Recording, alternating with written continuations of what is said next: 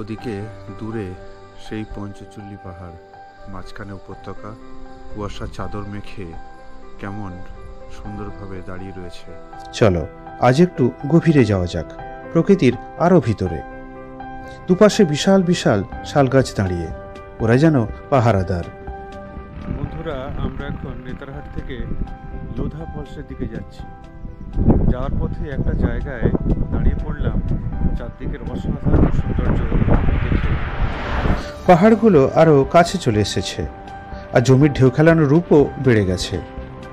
আবার দাঁড়িয়ে পড়লাম, কি করব, এই প্রকৃতি যে পথও আটকায় মাঝে মাঝে। এই যাত্রা শুধু গন্তব্যের জন্য নয়, এই যাত্রা নিজেই একটা গল্প।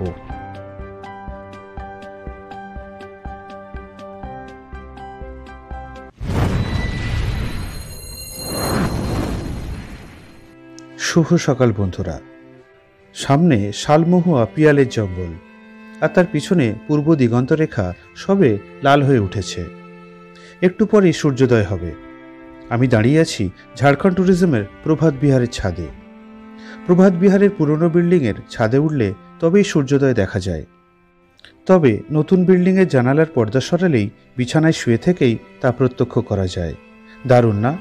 আর তার সামনেই আবার সানরাইজ পয়েন্ট। নেতারহাটের প্রভাত বিহার যেন সব দিক থেকেই অনন্য।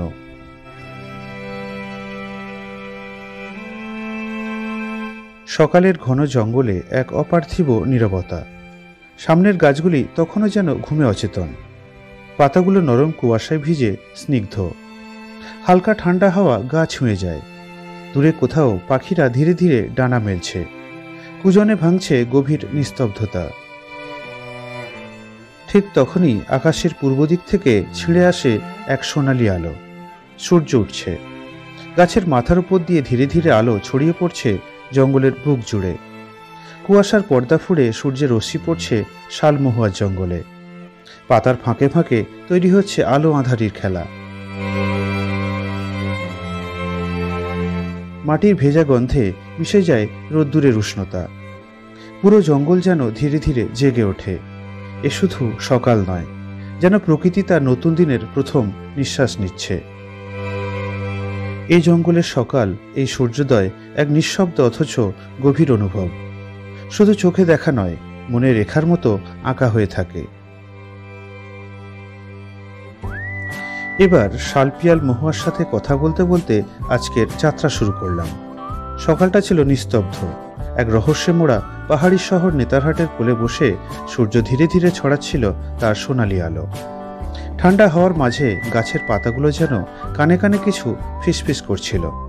চলো আজ একটু গভীরে যাওয়া যাক, প্রকৃতির আরো ভিতরে।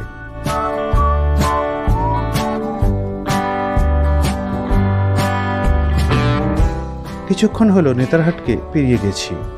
রাস্তা এক লেনের, কখনো সোজা, কখনো বাঁক নিচ্ছে পাহাড়ি নদীর মতো। দুপাশে বিশাল বিশাল শালগাছ দাঁড়িয়ে, ওরা যেন পাহারাদার। আলো ছায়ার খেলায় রাস্তা যেন চলন্ত কোনো ক্যানভাস, আর আমরা সেই ক্যানভাসে আঁকা ছোট্ট একটা রেখা।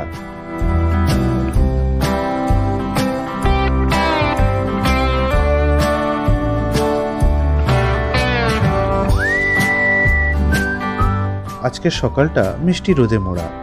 নেতারহাটের পাহাড়ি বাতাসে তখনও রাতের শীতলতা মিশেছিল, যেন প্রভাতের ঠোঁটে জমে থাকা এক ফোঁটা শিশির।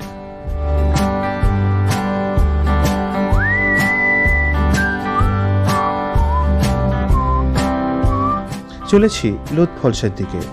নেতারহাট থেকে দূরত্ব 60 কিমি, 1.5 ঘন্টার পথ। আর এই জার্নির গল্পই তোমাদের আমি শোনাতে এসেছি। 60 কিমি পথ পুরোটাই প্রাকৃতিক সৌন্দর্যে মোড়া। প্রতিটা প্রান্তই যেন এক একটা বেড়ানোর জায়গা।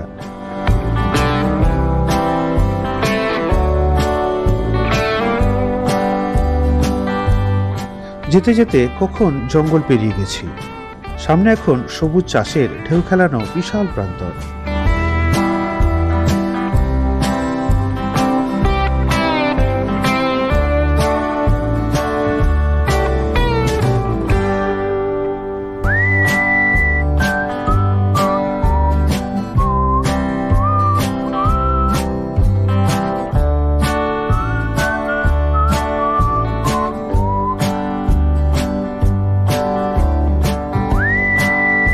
অঞ্চলটি লাতেহার জেলায় পড়ে।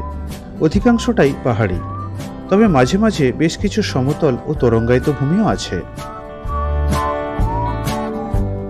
নেতারহাটের বাতাসে পাহাড়ি শীতলতা আর সকালবেলা সূর্যকিরণ যখন কুয়াশার চাদর সরিয়ে দেয়, তখন দেখা যায় ধানক্ষেত, যেন মাটির সাথে প্রেম করছে প্রতিটা শীষ।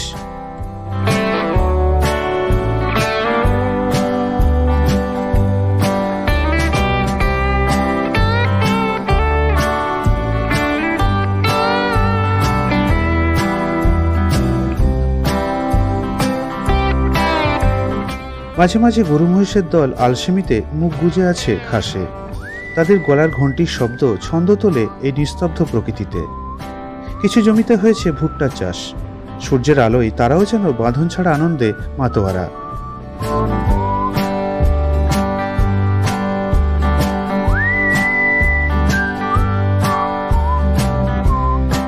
মাঝে মাঝে ছোট ছোট গ্রাম, মাটির ঘর, খড়ের ছাউনি আর উঠোনে হাঁস মুরগির দৌড়ঝাঁপ। এখানকার মানুষরা প্রকৃতির সাথে মিশে বাঁচে। তারা মাটিতে বপন করে স্বপ্ন, আর গরুর দুধে গন্ধ পায় জীবিকার।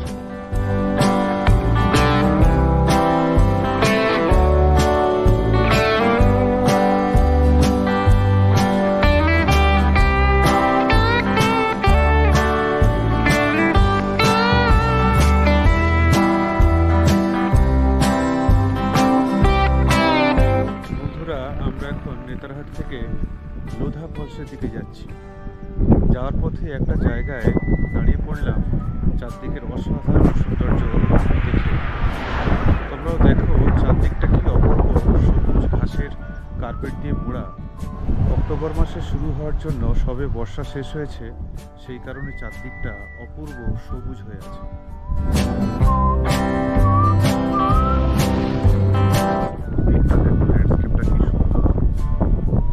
বর্ষার শেষের দিকে হওয়ার জন্য চারদিকটা অপূর্ব সবুজ রঙের হয়ে রয়েছে।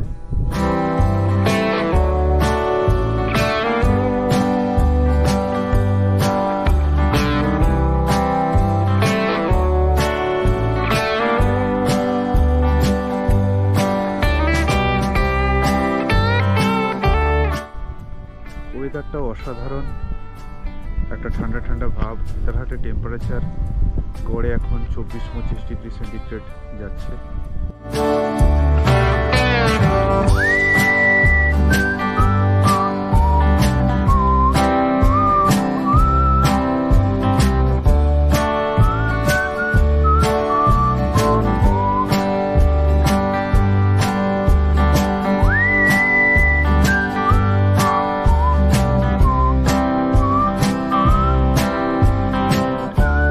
গাড়ির জানালা দিয়ে ঢুকে পড়ছিল ফুরফুরে হাওয়া, সঙ্গে ছিল পাখির ডাক আর মাঠঘাটের নীরব গুঞ্জন। মাঝে মাঝে পথ মনে করিয়ে দিচ্ছিল এ যাত্রা শুধু গন্তব্যের জন্য নয়, এ যাত্রা নিজেই একটা গল্প।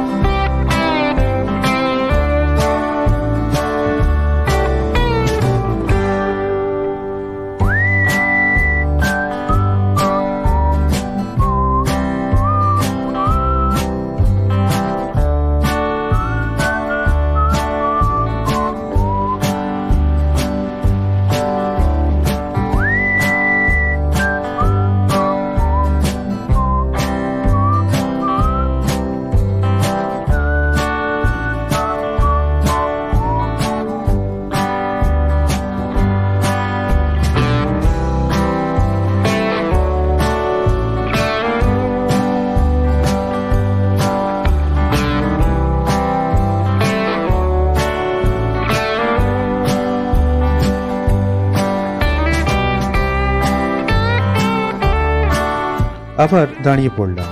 কি করব, এই প্রকৃতি যে পথ আটকায় মাঝে মাঝে।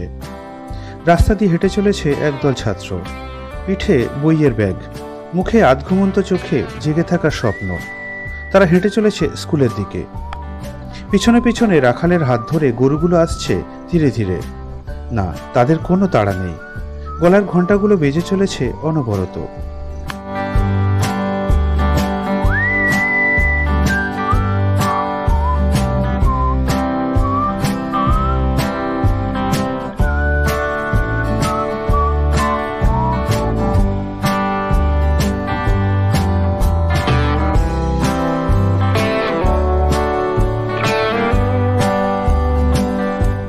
সামনে যত এগোই গন্তব্য তত কাছে চলে আসে। পাহাড়ের উপস্থিতিও চোখে পড়ে, আর তাদের ঘনত্ব। ওই দেখো তাদের সবুজ রূপ।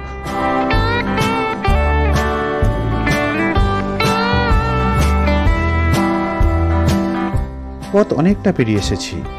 নেতারহাট এখন অনেক পিছনে। লোধ ফলসও এখন হাতছানি দিয়ে ডাকছে। ভুট্টার ধান ক্ষেতের প্রেম যেন পাল্লা দিচ্ছে তার সাথে। সত্যি এরূপ বর্ণনার বাইরে।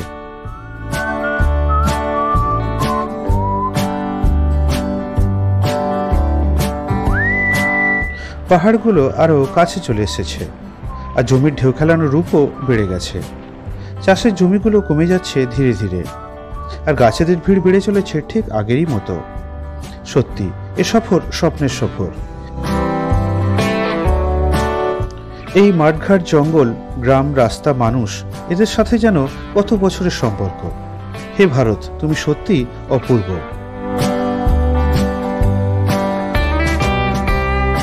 হঠাৎ পথ আটকে দাঁড়ালো একটি এন্ট্রি গেট। হ্যাঁ বন্ধুরা, এটাই ঝাড়খণ্ডের উচ্চতম লোধ ফলসের প্রবেশদ্বার।